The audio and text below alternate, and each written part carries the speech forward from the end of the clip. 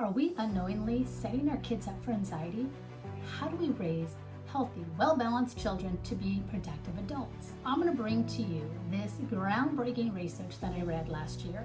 Now, in case you've missed this book, I think this is the one book every parent needs to read. And I'm Nancy Marie Peterson, and I've been parenting for almost 3 decades, and I'm going to share this book with you. It is the must-read for 2025. It is The Anxious Generation. It is how the great rewiring of childhood is causing an epidemic in mental illness. Now, we know anxiety, depression, ADHD, all these disorders are on the rise. Our kids can't concentrate, they can't sleep, they don't have social skills. What is happening? Now, this book put all this research together to explain how we got to where we are. Now, it kind of opens the book. Let me give you an overview of the book. It kind of opens up like, would you send your child to Mars on this experimental trip and you didn't know how it was going to affect them? And, you know, it kind of goes down this road. And of course we wouldn't. We ask everything that when our kids have to be a part of something. Is there research? Is it going to be good for them? What are we doing? And what happened with screens in 2010 when they were kind of introduced? We didn't know how that was going to affect our kids. It was like unknowingly we have in this social experiment that has become detrimental to our youth today. Everything I'm going to share is coming out of this book, and it's also going to be some of my own personal experience in the realm of screens. So let's start by an overview. What is in this book and what is he sharing? So he rallied all this information from the United States, from the UK, from all these different countries to figure out what is happening with our kids and how is screens affecting them. He's a social psychologist, and he kind of talks about why kids are more anxious and depressed and socially disconnected than ever. And here's what he came up with. The early smartphones and the social media exposure is one of the reasons. The lack of free play, and the lack of real world socialization, and overprotective parenting combined with this digital dependency. So all these things kind of swirling around has really affected our kids. So there was a huge mental spike that happened to their Generation Z in 2010s when smartphones was introduced. He has some solutions for us, but first of all, I want to hit what he refers to as the 4 foundational harms. Like what's the harms that's going on right now? The first one is social deprivation. That means teens who spent more time on their social medias and their apps and all those, they had a higher chance of anxiety and depression and social kind of issues. The second one was sleep deprivation. So we know that teens actually need more sleep than adults. And what's happening when they're on their screens, the more they're on their screens, the less time they sleep. So they're waking up, they're going to bed late, and it's affecting their sleep. So they're sleep deprived. The third one is attention fragmentation. So in puberty, children have this executive function that is starting to develop in the brain, and that's basically where they can create a plan and then walk out their plan.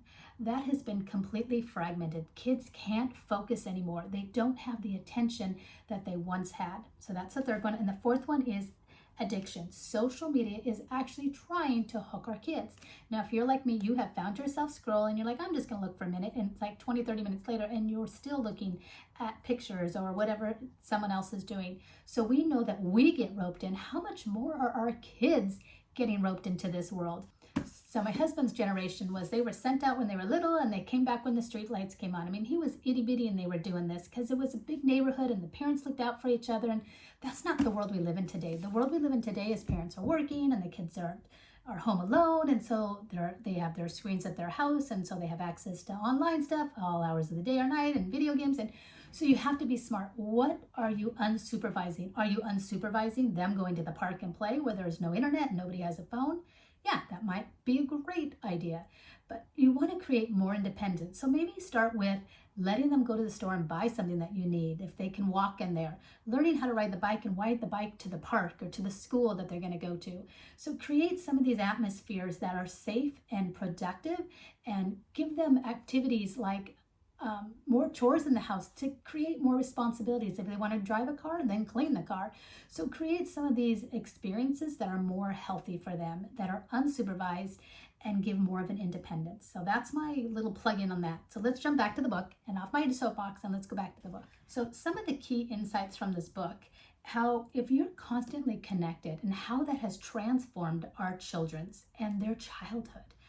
So if you look at the major health crisis that we're in, this mental crisis, my daughter is a family nurse practitioner now, and she worked at the ER, and just how many kids were coming in because they were trying to commit suicide, anxiety, and on meds, and it is so sad. And we as parents have the power to stop that in our homes. And by that, I mean we have the power to protect our kids. No, we can't stop anxiety. We can't pull that plug because we don't have that power, but the Holy Spirit does. But we can stop the things that are causing it. So if we know screens are causing it, then pull screens. It is okay. Let me share our journey in this. So we've raised big kids and little kids. What our big kids experience is definitely not what our little kids experienced. And so back in the day, we had a phone, and we no longer had a landline, and the phone service was giving us an extra phone and a free phone if we had an extra line, and we're like, yeah, sounds great, we'll use this as our home phone. So we did that, and one of our kids was taking the phone a lot and kind of became their phone. It wasn't their phone, and we took it back, and we saw this behavior that was so not like this child. And my mother instinct said, it's this, and we took the phone away and we got our child back. So way before this book came out, we did it wrong, and I knew it was wrong, and I could see this tug of war. And then what I didn't know was how damaging this phone was at such a young age. Now I know better. So now we've had to back up and say, hey, listen, we didn't do this right, and we're going to set up healthier boundaries. And because we have that relationship with our kids, we're able to walk this out together. If you can't see behind me, but I have a docking station where the phones go and any devices go that can be online, and the dock's in my room, and we set up phones where they're not in the bedrooms, they're not in the bathrooms, and we had to walk that back and be healthy about it.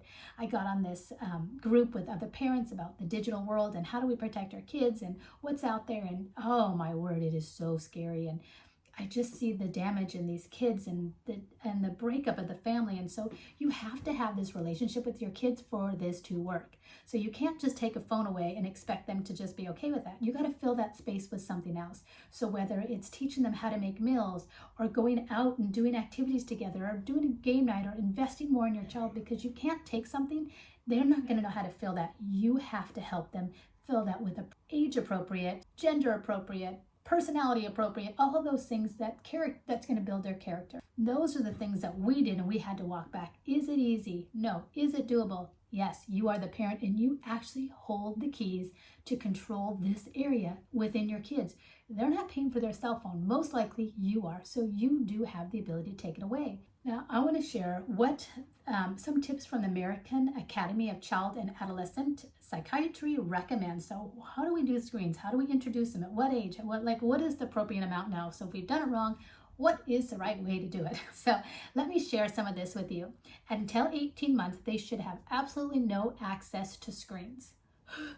Now, I know I've done this not maybe well, but when I think back over the years, back then there wasn't screens, it was TV. But what they do say is, the only exception would be if you're going to video screen call, like with a parent or a grandparents, and you're actually with them. So before 18, no screens. The next one is 18 to 24 months. Screens should be limited to watching educational programs only.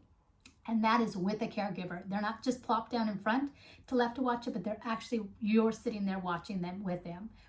You're actually sitting down watching it with them.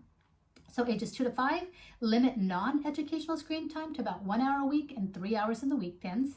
For ages 6 and older, you need to encourage healthy habits and create limits and activities that do not include screens. So turn off all screens during family meal times and family outings. You as a parent need to learn about parental protections and parental controls, and it's so hard because our kids are running circles around us in this digital world. We need to figure this out, and we can put up healthy boundaries, but know that they're not foolproof. They're not perfect, so you still have to be active. The next one is try to avoid screens, as not use them as pacifiers or babysitters. And I know I've done this. I know I've plopped them in front of a video so I can take a shower, or I can get on a phone call, or I can finish up dinner, or whatever it is. Just be cautious and limit the times that they have behind the screen. They have sitting behind screens. Turn off scroll screens, all of those 30 to 60 minutes before bedtime to help their brains slow down. So here's some practical takeaways that I learned from this book. So delay smartphones. If you've already given it to them, bring them back and put up healthy boundaries. Another thing is create phone-free zones, so there aren't any phones in this zone or at these times in our household.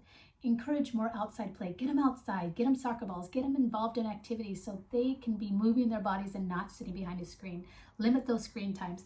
Build social skills. They need these skills, so put them in areas where they can interact with others, kids, adults, different arenas that they can build those social skills. And then learn how to implement and gradually give them these technologies that are age appropriate and when they're ready for them. So here's the good news. We can shift the culture, but that shift starts in our own homes. We need to start in our own homes.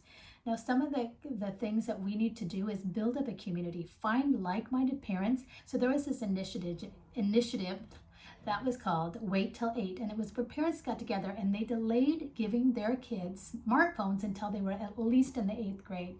So come up with these like-minded families so it becomes the norm. It's no longer, if they ever read the book, tell them, read this book and you'll join my bandwagon, because we want healthy, whole kids that know how to adapt and be positive influences in this world. So as I end, if you haven't read this book, gotten this book, get this book. It is a must read for every parent in 2025. And as always, if you have any comments or if you have any concerns, leave them in the comments and I'll get to you.